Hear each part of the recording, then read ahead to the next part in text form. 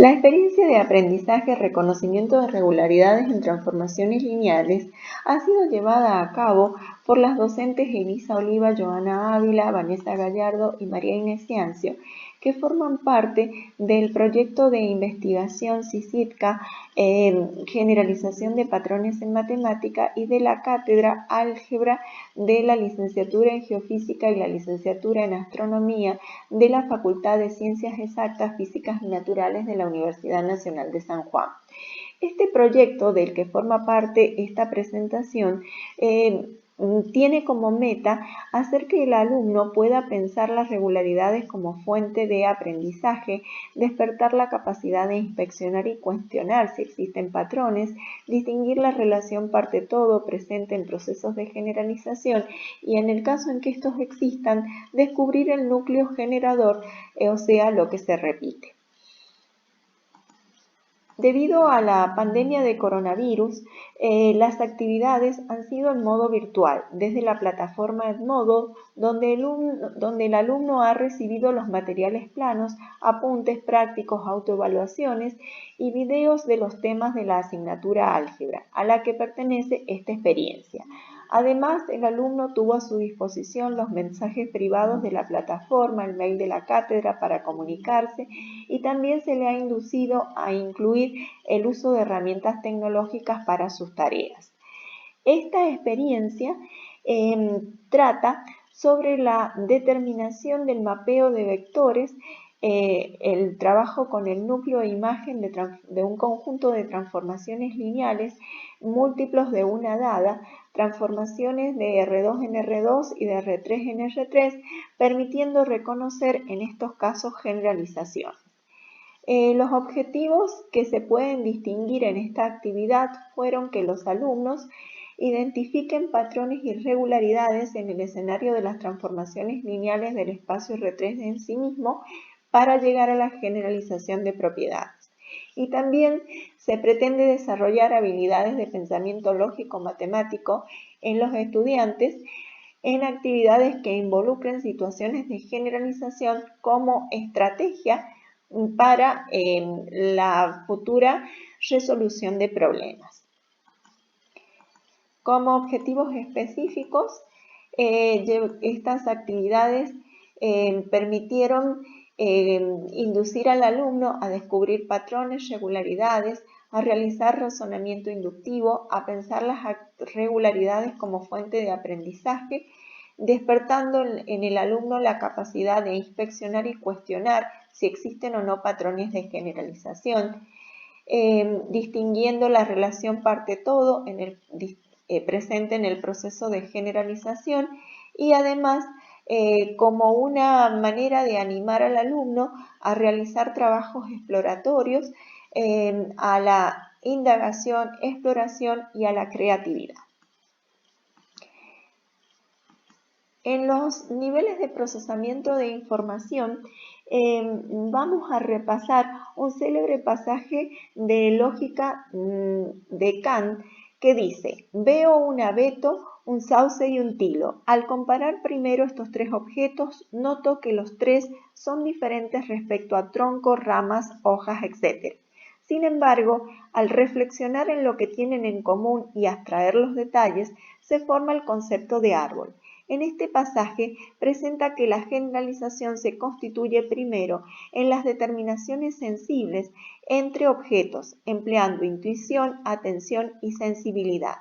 Respecto a los niveles de procesamiento de información, estaríamos en el nivel literal, es decir, observar, percibir, identificar detalles. Luego nos dice Kant: luego, operando en el plano fenomenológico, las determinaciones sensibles permiten notar que son diferentes en un objeto a otro. Una segunda serie de determinaciones, orientado esta vez hacia lo que tienen en común, y luego, por una especie de abstracción, dice Kant, formamos el concepto de árbol, que es más complejo de lo que se sugiere. Para llegar a formar el concepto de árbol, lo que se va a dejar de lado y lo que se va a conservar de las determinaciones sensibles se inscribe en el terreno epistemológico. Así los datos de las determinaciones sensibles serán abstraídos, inducidos o generalizados para producir un nuevo objeto. Estamos en el terreno, en el nivel inferencial. Vamos a contrastar, comparar, categorizar para llegar finalmente a sintetizar y generalizar. Finalmente, el problema semiótico es el de denotar de alguna manera el nuevo objeto. En el lenguaje de la botánica será en el terreno lingüístico formar el término árbol. En el caso de los objetos matemáticos, esencias de esta comunicación, la denotación se hace a través del lenguaje algebraico. Bien, avancemos en lo que fue la experiencia. Una vez definido el objeto, que serían transformaciones lineales múltiplos de una dada, se tomó esta actividad en la unidad donde ya el alumno había manejado mapeo de vectores a través de transformaciones lineales, sabía determinar si una función es o no transformación lineal, calcular su núcleo, determinar su imagen, su nulidad, el rango de la transformación, verificar el teorema de la dimensión, ver la matriz estándar, matrices semejantes de transformaciones lineales. Se elaboraron materiales didácticos que consistió en la elaboración de una autoevaluación como parte de la tarea para que el alumno alcance la regularidad en la asignatura, que fueron compartidos a través de la plataforma virtual Edmodo, que es con la que estaba trabajando la asignatura. Para que en las actividades que se le plantearan al alumno pudiera intuir si habían patrones que le permitieran realizar procesos de generalización. Bien, todo se ha trabajado en forma virtual. La primera actividad que se le planteó al alumno fue, por ejemplo, esta que les comparto. Se dieron transformaciones lineales múltiplos entre sí del plano R2 en sí mismo. Se les pidió analizar de un listado de vectores si pertenecían al núcleo, luego se les pidió también analizar si pertenecían a la imagen.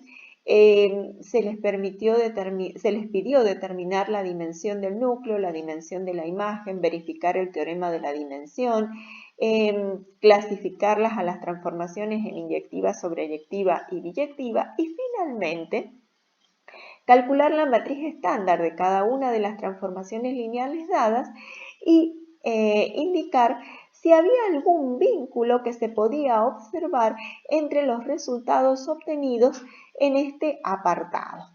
¿Por qué? Porque era el apartado numérico más sencillo para observar por el alumno. Allí el alumno reconoce similaridad en las fórmulas y en las respuestas. Y otro de los alumnos reconoce matrices semejantes, que es las que está obteniendo. Se repite esta actividad ahora en R3, de R3 en sí mismo, con transformaciones con similares características. Se les vuelve a preguntar que calculen el núcleo, la imagen, que verifiquen el teorema de la dimensión, que calculen la matriz estándar. Nuevamente allí se les pide que analicen si hay algún vínculo observable entre los distintos resultados obtenidos en este apartado. Y luego se los lleva hacia la construcción de la matriz respecto a un par de bases no canónicas. El alumno reconoce que obtiene la misma base para la imagen de las distintas transformaciones y que lo que cambia es la constante que multiplica a las matrices y a las distintas transformaciones. También un poco más avanzando en este descubrimiento, que solo hay una constante que es la distinta que afecta a las transformaciones. y que cuando se trabaja con matrices semejantes se obtiene el mismo núcleo y la misma imagen, llegando así a un nivel un poco más avanzado en este proceso de generalización. Recordemos que se está trabajando con alumnos de primer año, primer semestre, que no son específicamente de una carrera de matemática, sino afín a ciencias exactas. Estas actividades, que involucraron situaciones que presentan regularidades, permitieron realizar exploración al alumno, que es algo muy importante para involucrarlos en procesos de descubrimiento, para integrar contenidos e iniciar a los alumnos en procesos de reconocer patrones de regularidad y en iniciarlos en procesos de generalización. Como conclusiones podemos decir que esta experiencia didáctica ha sido enriquecedora para el alumno y también para el docente. Respecto al alumno, es una forma incipiente de acceder al lenguaje matemático más formalizado para presentar la generalización. Se empieza a avanzar en la formalización del razonamiento lógico. Se fomentó el logro de capacidades tales como la abstracción, la generalización, el pensamiento reflexivo y logrando en el estudiante aprendizajes significativos. Para el docente, es también enriquecedor porque permitió dar a sus alumnos un espacio para las conjeturas, como predicción de posibles resultados y para las argumentaciones de los alumnos. No siempre está dado todo de parte del docente, permite el empezar a crear de parte del alumno. Utilizar problemas de regularidades, patrones y relaciones como camino para alcanzar el proceso de pensamiento matemático con el objetivo que el estudiante logre saberes significativos. Esta ha sido la meta de la cátedra. Bueno, les dejo acá las direcciones de correo de algunos de los docentes por si se quieren comunicar para saber algo más del detalle de la experiencia. Les agradezco que nos hayan visualizado esta presentación.